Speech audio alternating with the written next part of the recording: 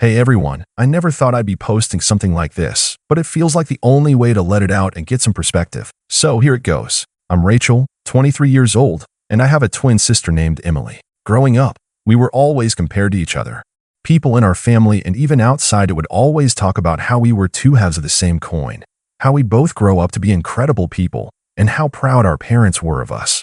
Honestly, it wasn't the worst thing in the world, having someone so similar to me in every way, even down to our features and personality traits. But over time, things changed, and I was left to figure out why I always felt like the backup twin. You see, Emily has always been the golden child. To give you some background, growing up, it wasn't exactly obvious at first. Sure, she was always the more outgoing one, the one who'd get the praise for whatever big win she had, but I didn't think too much of it. We both got our share of attention, and I thought that was how things were supposed to be. But then, as we got older, things started to shift. It wasn't subtle, either. When Emily decided she wanted to attend a prestigious college, a dream school, as everyone called it, our parents were all in. They didn't bat an eye when it came to paying for everything: tuition, housing, textbooks, you name it. The world was hers, and it felt like it was handed to her on a silver platter. Meanwhile, I was stuck applying for every scholarship I could find, taking on a part-time job just to make ends meet, and watching my sister live this carefree life without a single worry about money. Don't get me wrong, I love my sister, and I'm not the type of person to feel jealous or resentful for no reason. But as time went on, I couldn't ignore the fact that I was working myself to the bone, sacrificing so much, and yet my parents never seemed to notice. They never saw how hard I was fighting to keep my head above water. They didn't see the long nights spent studying, the shifts at the diner, or the constant fear that I'd fall short of my goals because I didn't have the same financial support Emily did. It wasn't just the financial stuff, though. No, that was only part of it. What stung more was the way my parents treated us, the way they would talk about Emily like she was some sort of prodigy. They'd say things like, "Oh, Emily is going places. We just know she's going to be the one to change the world." Meanwhile, I'd hear nothing but silence when it came to my own accomplishments. I graduated with honors, too, but I never heard anything more than, "Well, that's expected of you." I tried talking to them about it once. I remember it clearly, sitting down with my mom after a long shift at work, exhausted and frustrated. I told her how I felt like I was drowning while Emily just floated through life with everything handed to her. My mom's response? "Rachel, you just need to try harder. Emily has always had more potential than you." That was it. No reassurance. No empathy. Just cold, blunt words that cut deeper than anything they'd said before. But I didn't give up. I kept going. I graduated college just like Emily did, with debt up to my eyeballs, while Emily was, of course, debt-free. I figured I'd be fine. After all, I had gotten through so much on my own by then. What was a little more debt? What I didn't expect was what came next. When we both graduated, I thought our family would at least acknowledge our shared accomplishments. We'd both spent years in school, working hard, studying late into the night. But no, my parents only cared about Emily's graduation. They didn't even call me to tell me that they were throwing her a big celebration. They had planned this huge party for Emily at one of the nicest venues in town. There would be all our relatives, friends, family friends, the whole shebang. I had no idea it was even happening until one of my cousins mentioned it to me a week before the event. I can't even explain the rage I felt when I realized they hadn't even thought to include me in the celebration. This was supposed to be a celebration of both of our achievements, but instead, they were throwing a huge party for Emily, as if I didn't matter. As if my struggles, my hard work, my sacrifices didn't even deserve to be acknowledged. It felt like a slap in the face. But that's when the idea hit me. If they were going to continue to treat me like I was invisible, if they were going to continue praising Emily for things that were handed to her on a silver platter while I was left to pick up the pieces, then maybe it was time I finally showed them. Maybe it was time I gave them a little dose of reality. I didn't plan on doing anything malicious at first. All I wanted was to make sure that everyone at the celebration knew the truth. I wanted them to see how my parents had been treating me all these years. I wanted everyone to know that the whole golden child act was just that, an act. And Emily? Well, I wasn't about to let her be the center of attention any longer. I decided that if they wanted to throw this lavish, extravagant party for her, then I'd show up, not just as a guest, but as someone with something important to say. So I made plans to attend. I didn't get an invite, but I figured that would be the least of their worries when I showed up. I knew the moment I walked in, everything would change. The day of the party came, and I couldn't help but feel a bit of adrenaline running through me. I put on a nice outfit, the best I could afford, and took a deep breath before heading to the venue. As I walked in, I could already hear the chatter of family members, old friends, and people I hadn't seen in years. The room was full of balloons, banners, and the unmistakable air of celebration.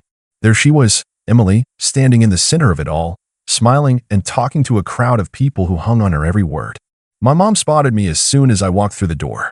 Her face went pale for a second before she plastered on a smile and made her way over to me. "Rachel, you weren't invited." I could tell she was flustered, not because she was happy to see me, but because I was ruining her perfect little picture. "I know," I replied coolly, my heart pounding. "But I thought I should be here. After all, I graduated too, didn't I?" She gave me a tight-lipped smile, her eyes flicking to Emily, who was now looking over at us. "This is Emily's day, Rachel.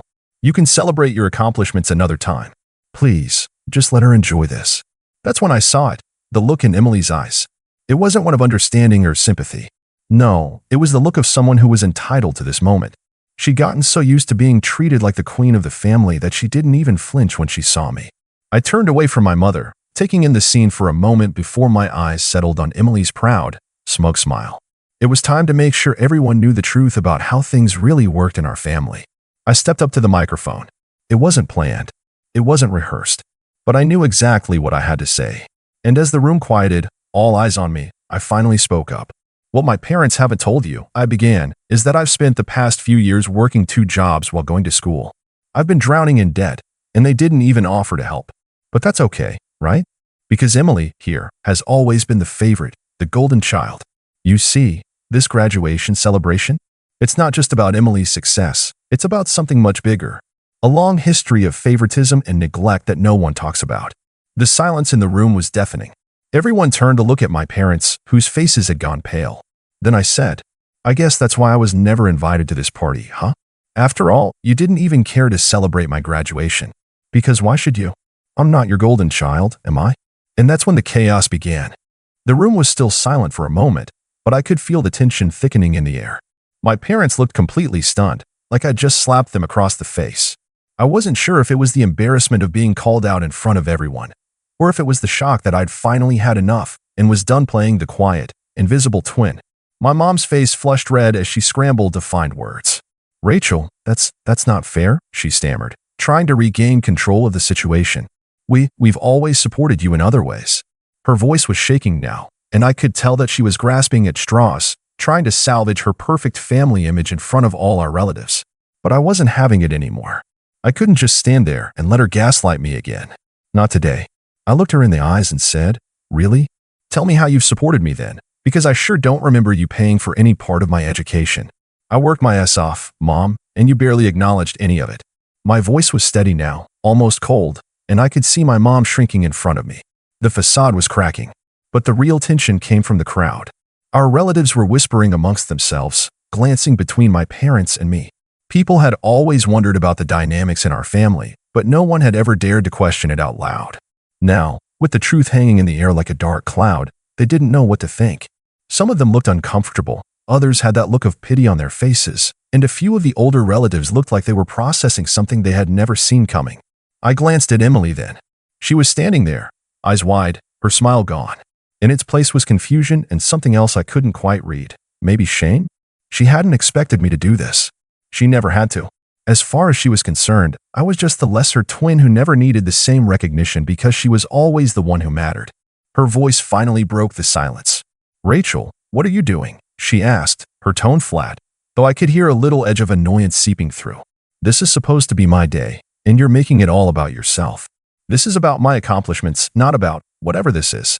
I could tell she was trying to stay calm, trying to keep the spotlight on herself, but I saw the cracks. Deep down, I knew Emily wasn't completely ignorant of the favoritism. She'd enjoyed it, sure, but I could tell from her posture that she was starting to feel uncomfortable being the center of it all. The applause and cheers she'd been getting earlier now seemed to be replaced with a feeling of tension, like the room was turning against her, even if they didn't fully understand why. I wasn't done yet. "And you, Emily," I said, locking eyes with her. "You're standing there acting like you didn't know what was going on. But you did. You knew exactly what was happening, how Mom and Dad always made sure you got everything you wanted, how they never once considered what I was going through. It's all about you, isn't it? You've never had to fight for anything." Emily looked taken aback, but instead of apologizing, she seemed to harden. Her lips twisted into a tight, uncomfortable smile as she shifted on her feet. Rachel, stop this. You're making things so awkward. Just let me have my moment, okay? But it was too late to go back. My words were already out in the open, and now the audience, family, and friends were starting to murmur. It was like a slow ripple of realization spread across the room. People were beginning to see what I had seen for years, the way my sister had always been the shining star while I was stuck in the shadows. Then, something shifted in the crowd. A cousin I hadn't spoken to in years, Sarah, stood up from her seat. Rachel, is this true? She asked, her voice filled with disbelief. I mean, I knew things weren't perfect, but I had no idea your parents were so, well, like that. My heart skipped a beat. Sarah wasn't the first person to speak up, but there was something about her question that felt different. She wasn't just asking for clarification, she was challenging my parents, and that was a big deal. My aunt, who had been quietly sitting at the back of the room, now leaned forward in her chair, nodding slowly as if she were putting the pieces together. Mom's face twisted into a mask of anger as she turned to Sarah. What are you implying, Sarah? She snapped, her voice cold, but it only made the tension in the room grow stronger. My aunt shook her head, raising her hand to silence my mom. No, Marissa, I think we all need to hear this. Rachel, if what you're saying is true, then this whole thing, this celebration, deserves to be called out. My parents froze. For the first time, they weren't the unquestioned authority. The idea that anyone in our family might see through the thin layer of perfection they tried to maintain was like a crack in their foundation. I turned back to Emily. You might think I'm doing this out of spite, but I'm not. I'm doing this because I'm sick of being ignored. I'm doing this because, for once, I want you all to see the real story, not the pretty picture they've painted for years. And that's when my mom snapped. Rachel, that's enough, she shouted, her face turning crimson. You're ruining everything. You're embarrassing us in front of our friends, our family. Why would you do this to your sister? Her words were laced with venom now, and I could see the anger bubbling up beneath the surface. But it didn't matter anymore. I'd already said what I needed to say. I'm not ruining anything, I said, my voice steady. You've been ruining it for me my whole life.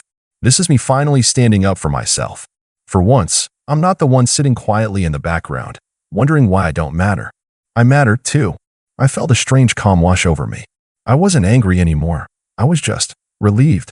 It wasn't the revenge I had originally thought I wanted, but it was still powerful. My parents had finally been forced to see the truth, even if they didn't want to acknowledge it. And maybe, just maybe, this was the moment that would change everything. But as I stood there, feeling the weight of the room's attention on me, I realized something. This wasn't over. Far from it. The confrontation had just begun, and there were still so many pieces left to fall. What would happen next? Would my parents own up to their mistakes, or would they double down on their favoritism? And what about Emily? Would she finally see the truth, or would she continue to live in denial? One thing was certain, I had started something today, and I wasn't about to let it end here. As I stood there, the room still buzzing with the realization of what had just unfolded, I couldn't help but notice the looks from the rest of the family. It wasn't just discomfort anymore. There was genuine anger in their eyes, anger at my parents. Sarah, the cousin who had spoken up earlier, was now visibly fuming. I can't believe you, Marissa, she said, crossing her arms. You've been playing favorites for years, but now we see it. You've never treated Rachel like she mattered. This is ridiculous. My aunt, who had always been somewhat of a quiet observer in our family, shook her head in disbelief. I always thought you were better than that, Marissa, she said softly but firmly. Rachel worked just as hard as Emily, and yet you've treated her like she didn't deserve anything. Mom's face twisted in fury as she turned to Sarah and my aunt, her voice rising to a sharp pitch. You have no idea what you're talking about. This is family business, and you shouldn't be getting involved. But my aunt wasn't having it. You made it everyone's business when you treated Rachel like she was invisible. When you ignored her achievements, her sacrifices. When you let Emily have everything handed to her and left Rachel to deal with the consequences. You can't hide that now. I couldn't believe what I was hearing. My parents were being called out, but it felt so surreal that I had to pinch myself. For so many years, they'd been the untouchable authority figures in our family. Everyone deferred to them. Everyone treated them like they had everything figured out. But now, the cracks were showing. And not just with me. Others could see the truth too. I saw Emily standing there, still frozen, her face a mixture of confusion and discomfort. She wasn't really processing what was going on, or maybe she just didn't know how to react. Either way, the situation was beyond her control now. Then, my cousin Mark, who had been quietly observing everything, cleared his throat and stood up. Look, he said, his voice steady but filled with conviction. I don't care if you're family. What you've done to Rachel isn't right. It's time someone stepped in and made things right. If you're not going to support her, then we will. My heart skipped a beat. What was he talking about? Mark, who had always been the quiet one at family gatherings, was stepping up for me in front of everyone. The others seemed to be agreeing, nodding in agreement, and murmuring their support. Aunt Linda, who had always been kind but distant, added, Rachel, you've been through a lot. You're not alone in this. If your parents won't help you, we will. My breath caught in my throat. They were offering to help me. These people, who had witnessed my struggles but never directly intervened, were now stepping up to right the wrongs my parents had caused. The weight of their words was overwhelming, and I could feel my chest tighten with emotion. What do you mean?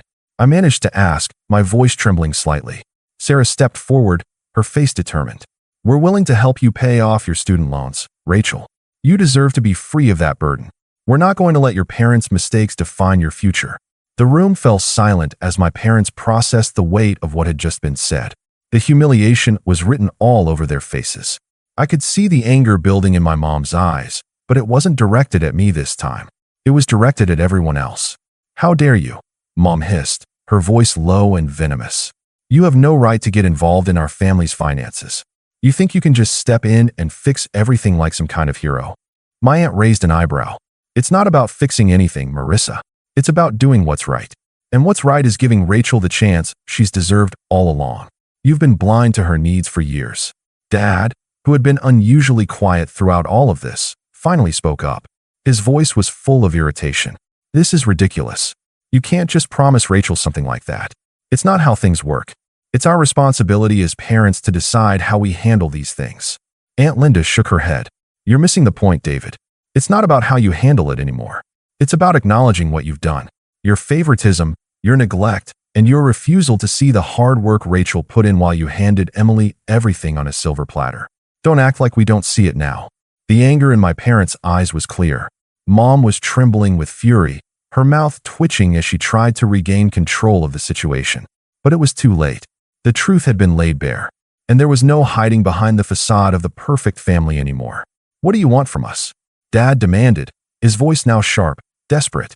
You think we'll just give Rachel money to make up for everything? She's always been the one who causes drama, the one who's never satisfied. I couldn't let him finish. Drama? Is that what you think this is?